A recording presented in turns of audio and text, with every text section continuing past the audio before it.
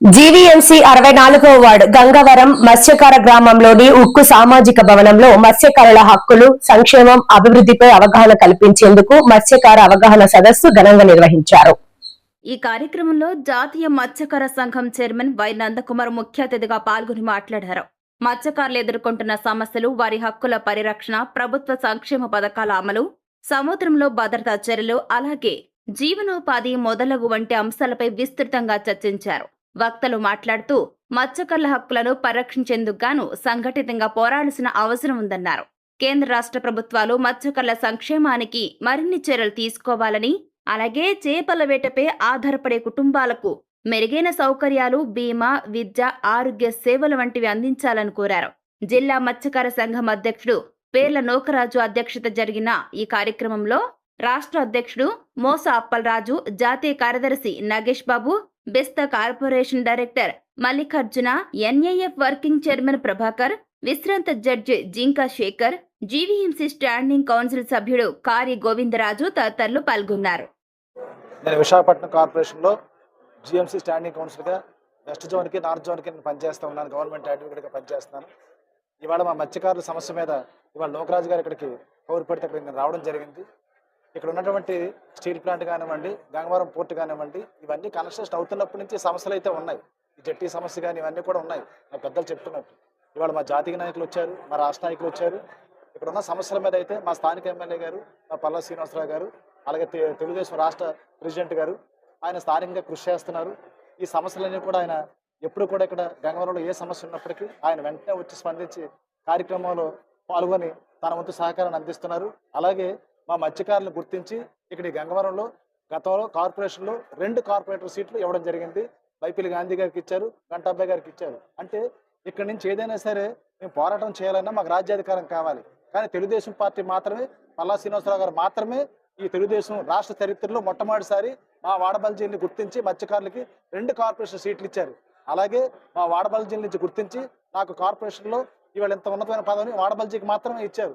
ఎన్నో కులాలు, ఉపకులాలు ఉన్నాయి. కానీ ఉపకులాల్లో నుంచి బయటకు రావాలంటే మాకు రాజ్యాధికారం రావటం లేదు.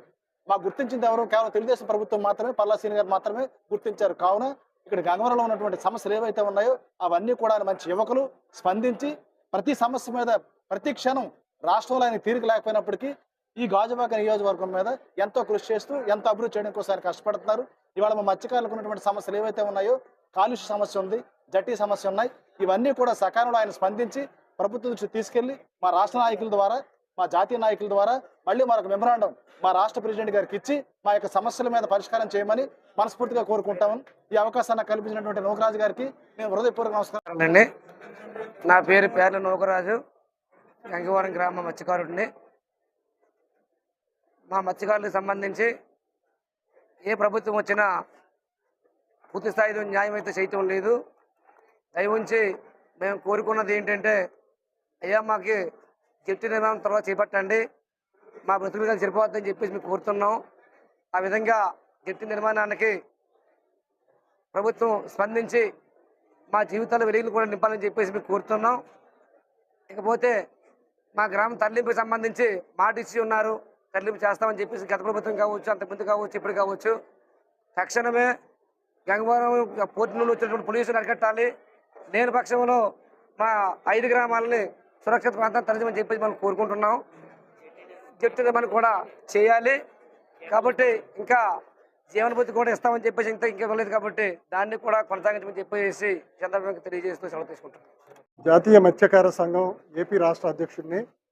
ముఖ్యంగా ఇక్కడ మీడియా సమావేశం, మీటింగ్, ఈ కార్యక్రమం పెట్టడానికి కారణం ఏంటంటే మత్స్యకారులకు సరైన రాజకీయ ప్రాధాన్యత కల్పించాలి ప్రభుత్వాలు, ఏ ప్రభుత్వమైనా అనే సమస్య మీద ఒకటి. రెండోది, ఈ గంగవరంలో ఒక జట్టి కట్టాలని ఎప్పటి నుంచో నినాదం ఉన్నా, డబ్బులు ఫండింగ్ ఉన్నా కూడా ఏ ప్రభుత్వం కూడా ముందుకు వచ్చే దాన్ని కట్టకపోవడం. ఇక్కడ మత్స్యకారులు అనేక రకాల ఇబ్బందులు. ఎలాంటి ఇబ్బందులు అంటే, ఇక్కడ ఆటోలు కట్టుకొని విశాఖపట్నం పోర్టులో దిగి మళ్ళీ అక్కడ వేట తీసుకొని ఇక్కడికి వచ్చి దుస్థితి ఏర్పడింది. ఈ అన్నింటికి ప్రభుత్వం ఒకటి ఆలోచిస్తుంది, మత్స్యకారులు ఎక్కడైతే వేట చేయకపోతే అక్కడ వాళ్ళ ప్రాధాన్యత తగ్గుతుంది అని వాళ్ళు ఆలోచించే మాకు ఇలాంటి నిర్ణయాలు తీసుకుంటున్నారనేసి మేమైతే అనుకుంటున్నాము. అంతేకాదు మత్స్యకారులకు అనేక రకాల సదుపాయాలు, అనేక రకాల ప్రాధాన్యత ఉన్నప్పటికీ కూడా వాళ్ళు ఇవ్వలేకపోతున్నారు. వేల కోట్ల రూపాయలు మా మత్స్య సంపద మీద, మా మత్స్యకారుల మీద వాళ్ళు సంపాదించినప్పటికీ ఏ ప్రభుత్వం వచ్చినా మాకు మాత్రం ఎలాంటి నష్టానికి పరిహారం ఇవ్వట్లేదు. అయితే ఇక్కడ కెమికల్ కంపెనీలు అండి, అనేక రకాల కెమికల్ కంపెనీలు వస్తున్నాయి. ఈ కెమికల్ కంపెనీల వల్ల నష్టం పొల్యూషన్ అవుతుంది.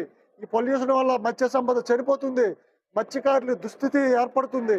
మత్స్యకారులకు ఈ దుస్థితి ఎలా ఏర్పడుతుందంటే చేపలు లేకపోవడంలో వేట చేయలేకపోతున్నారు. అనేక రాష్ట్రాలు వలసలు పోయే పరిస్థితి ఏర్పడుతుంది. వలసలు పోయే పరిస్థితి ఏర్పడడంలో మత్స్యకారులు అక్కడికి వెళ్ళి జైలు పాలవుతున్నారు, అనేక రకాల ఇబ్బంది పడుతున్నారు. ఇవన్నీ కూడా మత్స్యకారులకి జరిగే నష్టాలని ప్రభుత్వం ఎందుకు దృష్టిలో నుంచి తీసుకోవట్లేదు అనేది మేము ఖండిస్తున్నాం మా జాతీయ మత్స్యకార సంఘం తరపున. అంతేకాదు సార్, ప్రతి రాష్ట్రంలో, కొన్ని రాష్ట్రాల్లో ప్రతి 4 గ్రామాలకి, ప్రతి మండలాలకి ఒక జట్టీలు ఉన్నాయండి, ఫిషింగ్ హార్బర్లు ఉన్నాయండి. ఆంధ్రప్రదేశ్ మొత్తం మీద 3 ఫిషింగ్ జట్టీలు ఉన్నాయండి, ఫిషింగ్ హార్బర్లు. అంటే 1000 కిలోమీటర్ల దూరం ఉన్నటువంటి ఈ ఆంధ్రప్రదేశ్ శ్రీశైలంలో 3 జట్టీలు ఉండడం ఎంత దరిద్రకరమైన విషయమో, మత్స్యకారులు ఎంత దుస్థితిలో ఉన్నారో ఒకసారి ఆలోచించండి. మత్స్యకారులు అంటే మాకి చాలా తీపి అంటున్నారు, భద్రత కల్పిస్తున్నాం అంటున్నారు. మొన్న చూడండి 6 బోటు ప్రమాదంలో చనిపోయారు. 6 బోటు ప్రమాదంలో చనిపోతే ప్రభుత్వం 10 లక్షల రూపాయలు ఇచ్చి చేతులు దులుపుకునే ప్రయత్నం చేస్తుంది. మేము అనేది అలా కాదు. కంపెనీలో చనిపోతే కోట్ల రూపాయలు ఇస్తున్నారు, మా మత్స్యకారులకు ఎందుకు ఇవ్వరు అని మా జాతీయ మత్స్యకార సంఘంతో డిమాండ్ చేస్తున్నాం.